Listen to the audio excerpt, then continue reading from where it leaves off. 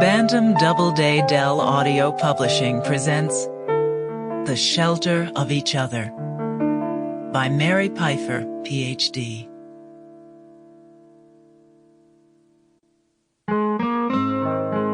When my son was 10 and my daughter 4, we camped at Bluestem Lake. In the afternoon, Zeke landed a 12-inch bass and Sarah rescued a frog. While my husband played his guitar under a cottonwood, I lay reading on the shore. For dinner, we ate hamburgers and beans. In the dark, we roasted marshmallows around a fire. We listened to cicadas and the motor of a small boat. A moon the shape and color of a pumpkin rose over the lake. Sarah snuggled into her father and said something so beautiful that I can quote it 15 years later. She said, "I'm melting into richness." Zeke told us about a boy in his karate class who supposedly saved his mother from a mugger. He told us that he fell asleep nights hoping a robber would break in. He said, "Nothing would make me happier than saving our family from bad guys." As I watched the stars come out and the moon climb into the sky, I thought about 4 million years of families. Lucky families had always had days like this, days outdoors fishing and swimming, feeling wind and sun, and later eating together by a fire. A coyote wailed in the distance. I talked about the baby coyotes I had for pets when I was young. Jim played guitar and Zeke stirred the fire. I wanted to stop time and keep us this way forever. I felt the ghosts of a million mothers, each of whom must have had this same thought. Magical moments are embedded in ordinary life. The joys and sorrows of family are as mixed together and inseparable as salt and pepper. Those same children who delighted me around the campfire drove me wild a few years later when they were teens. I have memories of sad and crazy times in both my family of origin and my current family. As a child, I was upset by family problems, and as an adult, I have lost a great deal of sleep worrying about my children. But I prefer to recall the happy memories. I remember the day my husband invented car dancing. We were driving through snow to Minneapolis. The children were tired of car games and of each other. Jim put on a Van Morrison tape and announced a car dancing competition. As Van sang, Jim twisted and swayed as much as he could while driving. Soon the kids were dancing in their seatbelts and raising their hands high. We crooned our way across the Middle Raccoon River in Iowa as the sun went down. By the time we got to Minnesota, we had all won the dance contest. When I was 5, my cousin Steve taught me how to fish near his Ozark home. He baited my hook and took off the bluegills and perch that I pulled in, one after another. I remember Sunday dinners at my grandparents' home in eastern Colorado. 20 people gathered around a table heaped with chicken, roast beef, homemade biscuits, and watermelon pickles. My grandfather said grace, and my grandmother poured tea into tall, sweaty glasses. I remember my mother in the 1950s driving to see her patients along country roads and telling stories of her childhood. And I can see my Aunt Betty crawling through the Idaho woods for huckleberries to make pies. At a family reunion, I looked at pictures of my father and his mother, both of whom died long ago. My father's eyes reminded me of my son's. My daughter's body was that of my grandmother. Talking on the porch late into the night with my brothers, we had the same 40-year-old memories of snapping turtle soup and black beans around a smoky campfire. Since I was a little girl, I have struggled to make sense of my family, which was noisy, complicated, and filled with intense emotional people. They argued about politics and religion and made diverse decisions about love and work. I tried to figure out how everyone was wired. Why did certain people fall in love? Why was one cousin spoiled and hard to get along with, and another wonderfully patient with his younger siblings? Why did one uncle drink so much? Why did one family forbid rock and roll? When I went to college, I majored in anthropology. I wanted to understand why we do what we do. How do cultures get organized in certain ways? Who makes the rules?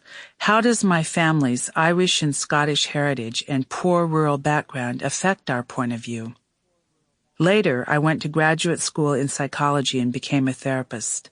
My adult work is really the continuation of a lifelong quest to figure out what the deal is. The answers are complicated, elusive, and partial. Honest parents don't always raise honest kids. Abusive parents sometimes have wonderful children. One of the most wholesome girls I know lives with her alcoholic mother in a small apartment. Some of the unhappiest children I know come from the families of sensitive, child-focused parents. Children who are loved and protected sometimes grow up strong and well-adjusted, and sometimes they grow into hothouse flowers who suffer from the Princess and the Pea syndrome. Children who are ignored sometimes grow as strong and beautiful and resilient as sunflowers, and sometimes they grow into dangerous psychopaths.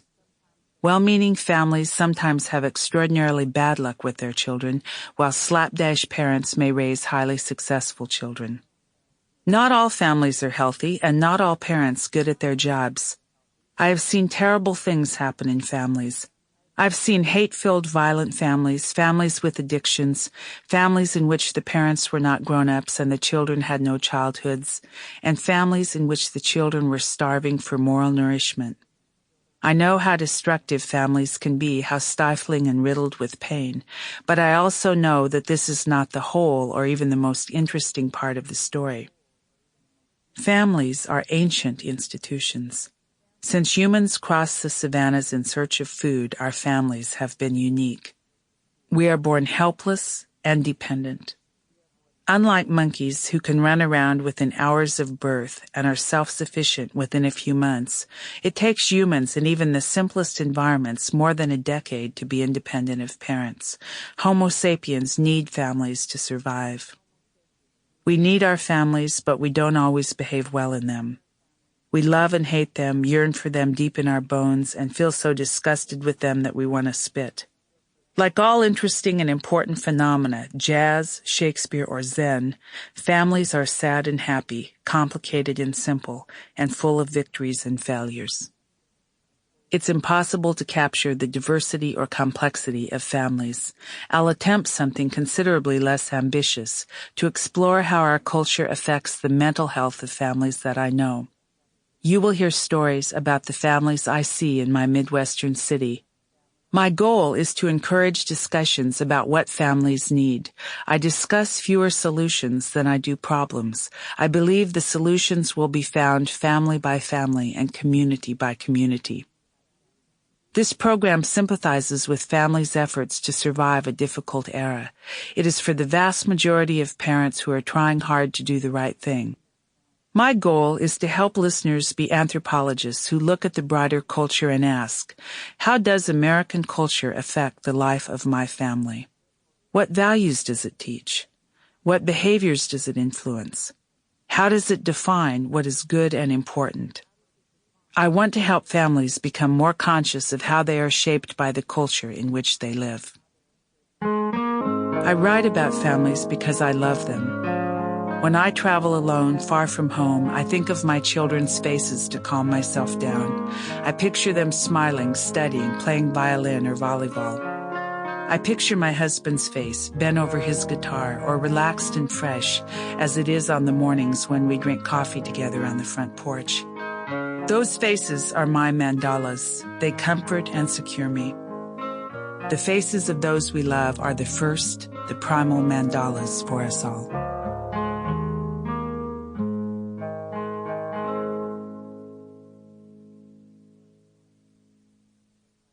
Part 1. The Crisis. Thirsty in the rain. We have a 6-foot corn plant in our office waiting room. It's not a good environment for a plant. There are no windows, little kids tear off its leaves, and we therapists, who are known for our nurturing abilities, keep forgetting to water it and dust its leaves. Sometime in the late 1980s, we gave it plant food. But month after month, as old leaves turn brown and drop off, fresh green leaves sprout from its center. The corn plant is a good metaphor for families.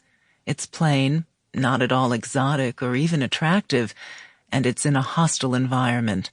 But it's surviving. Our culture is at war with families. Families in America have been invaded by technology. Sample complete. Ready to continue?